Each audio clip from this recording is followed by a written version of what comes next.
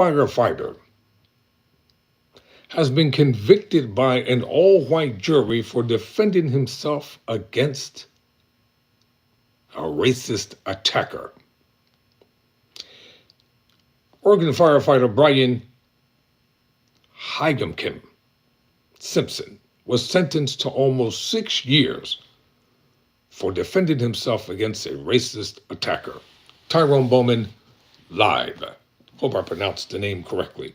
Check out this video with Dr. Richey from Indisputable.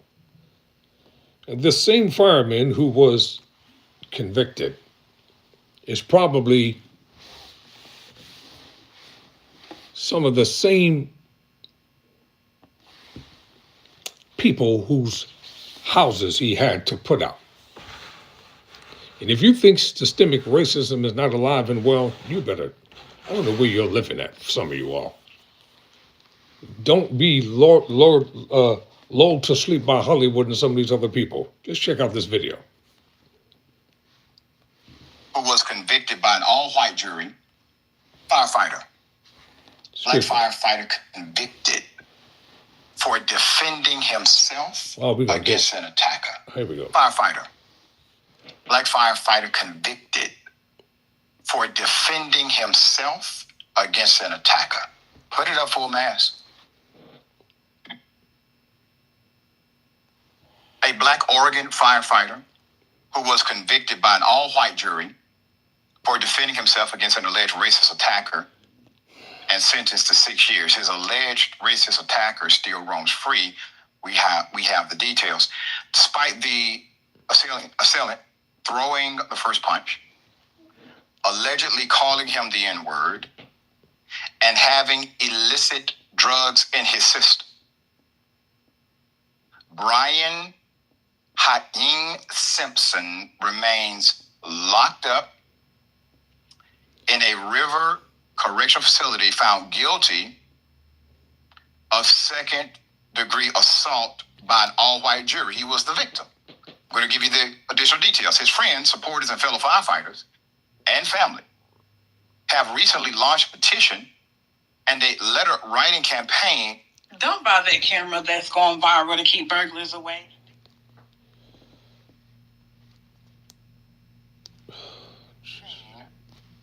To the Oregon governor, and a letter-writing campaign to the Oregon governor demanding a second look at the case.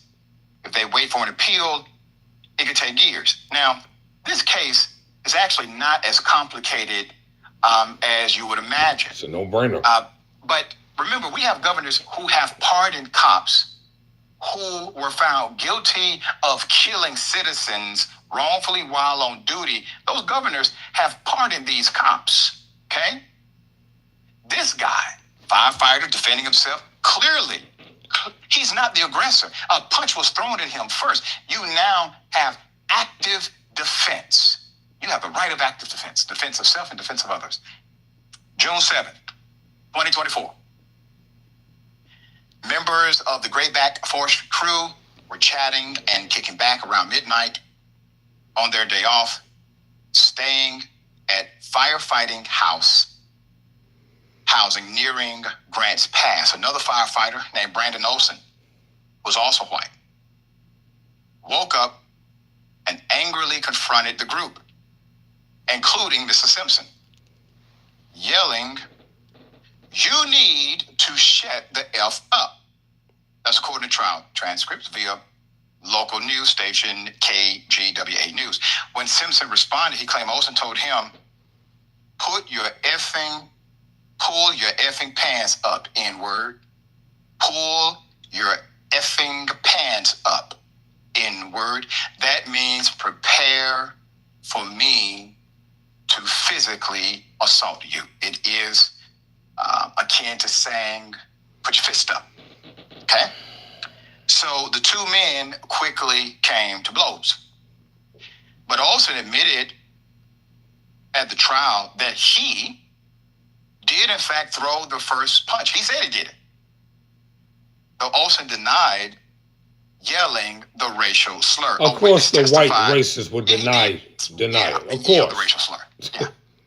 Of course he would deny According to it. that witness, Simpson kept his The bastard. hands behind his back while being struck 3 times before he eventually punched back, reported the Rogue Valley Times. Now, when we say witnesses, who are we talking about? Yeah, who? We're talking about firefighters. We're talking about either firefighters or administrative support thereof. We're talking about individuals who have reputation, credibility, and trusted positions. Mhm. Okay? There's more. The 2 men wrestled around on the ground until others managed to separate them. But Olsen jumped back into the fray, and Simpson kicked him a few more times, explaining at trial that, quote, legs is longer than the fist. And like I said, I'm blind in my left eye. I didn't want him to be too close to me. Olsen apparently tried to continue the fight even after Simpson walked away. Quote, the aggressor in this situation admitted at trial of throwing the first punch. The toxicology report showed that he also had drugs in his system, including fentanyl. After Mr. Simpson disengaged in the fight, he chased after him. The aggressor chased after him. He admitted this in court. Defense attorney Eric Fournier said, for some reason, MAGA isn't talking about this case. They don't care that the aggressor had fentanyl in his system. They don't care that a firefighter who they say they love was assaulted and done so in a vicious way. They don't care that racism or bigotry was brought into this, even though we are allegedly living in a post-racial society and we have no room or tolerance for that. In an email to KGW8 News, Josephine County DA Joshua Eastman wrote, quote, our position both before and at trial is that the first hit was likely justified. What? Yeah, he says the first hit was likely justified, or at least could be. But the repeated kicks, stumps, and the face head area were not. The victim has several facial. Before Dr. Richey continues, let me just say this here. This is outright bigotry. This is outright racism. The district attorney is racist. The jury is racist. The firefighter is racist. That's the bottom line. This all-white jury, first of all, why was there an all-white jury? I'm so tired of hearing that black people have had a jury of their peers when they get convicted and they're all white. How the heck can that be a jury of a black person's peers? How would white folk like it? And this is not an indictment on all white people, but how would most white people like it if it was an all-black jury? Just like during the O.J. Simpson trial, the mostly all-black jury acquitted O.J. Simpson, and they couldn't handle it. Why? Because a black man was acquitted of double murder. This stuff is insidious. It makes no kind of sense in 2025. You got a racist district attorney, a racist jury, and probably a racist judge. And here he is, a black firefighter who has put his life on the line for these racist, bigoted people in that community. Yes, I said it. This makes no damn sense. I said it. Fractures and needed surgery. Hold on. Now, keep the DA up. Okay? Now, sir,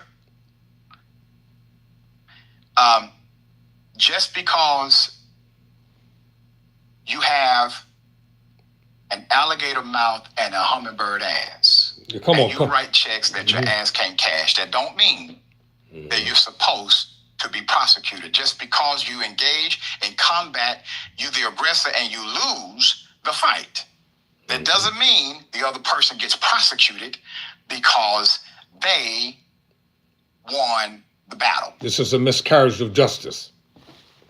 Point blank. I'm a criminal justice major. I know miscarriage of justice when I hear it. They won the battle. Okay. August. Simpson was found guilty by an all-white jury in Josephine County, which is 92% white. It is not even 1% black. It's 0.8. That's according to the Census Bureau.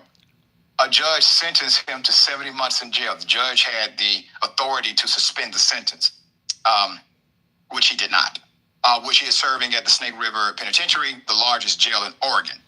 In addition to being a firefighter, Simpson, 42, was a community leader and beloved figure in the spoken word scene of his hometown of Cincinnati, earning recognition from none other than the late Rosa Parks for his advocacy, said his brother, Dom Simpson. That'll do A it. mural of Simpson in downtown stands as a testament to his legacy. Put up Mr. Simpson again.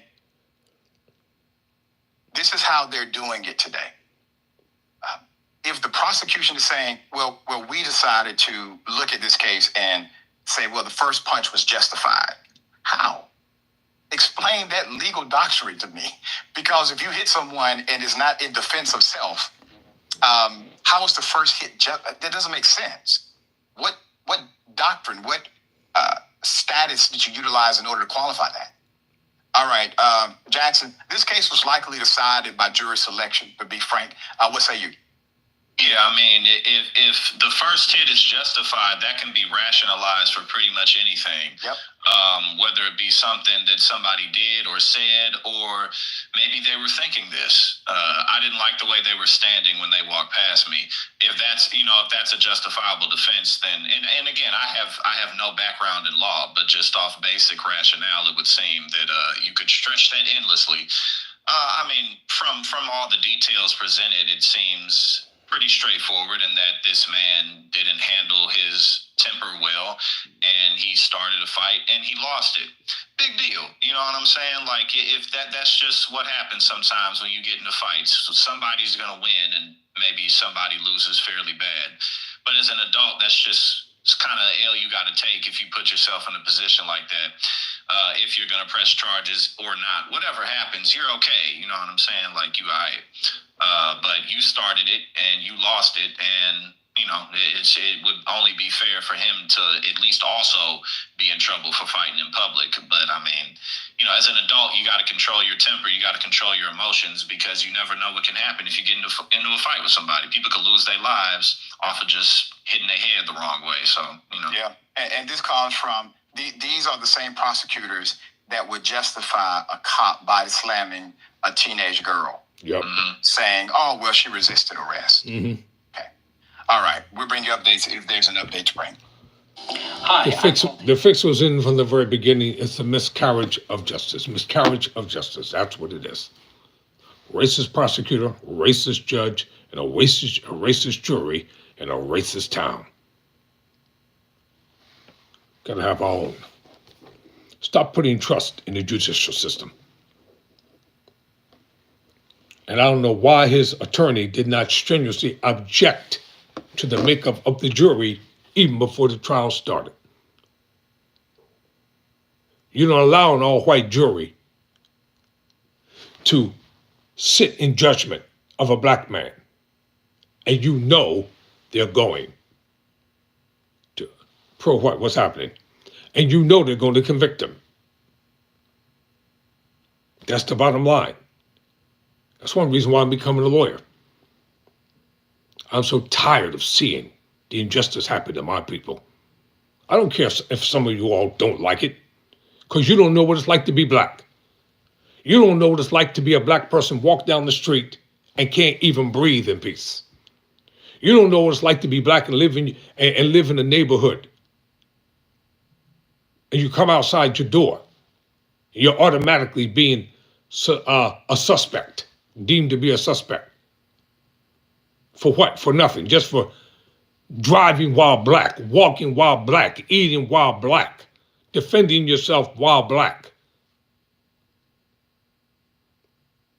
How would you like it if you were a black person and you had to deal with the racial discrimination and the bigotry and hatred and the viciousness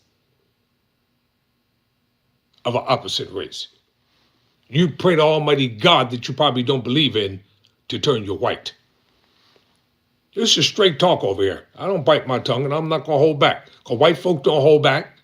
Republicans don't hold back. So why should I? It's disgusting. Never surrender. never quit.